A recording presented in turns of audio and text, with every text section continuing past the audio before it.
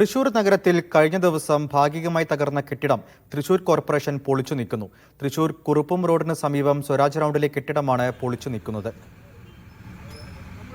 നടരാജ് പരശുറാമുണ്ട് തൃശൂരിൽ നിന്ന്.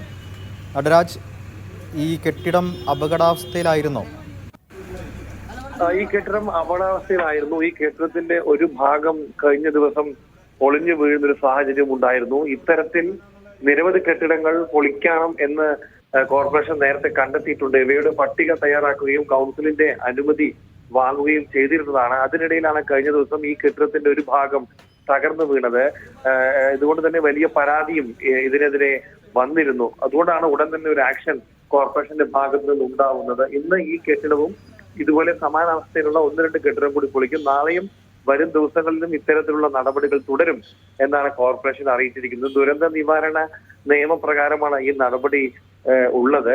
ഇത്തരത്തിൽ നേരത്തെ തന്നെ തീരുമാനിച്ച കെട്ടിടങ്ങൾ പൊളിക്കാൻ കോർപ്പറേഷൻ തീരുമാനിച്ചത്. മറ്റ് കെട്ടിടങ്ങളുടെ കാര്യത്തിൽ ഉടൻ തീരുമാനമെടുക്കണമെന്ന് കെട്ടിട ഉടമകളെ കോർപ്പറേഷൻ അറിയിച്ചിട്ടുമുണ്ട്. എന്തായാലും ഇന്ന് രാത്രി ഇത്തരത്തിലുള്ള കെട്ടിടങ്ങൾ പൊളിക്കുന്ന നടപടികൾ കോർപ്പറേഷൻ തുടരും. ശരി, നടരാജ് പരശുറാമാണ് തൃശൂരിൽ നിന്ന് വിശദാംശങ്ങൾ നൽകിയത്.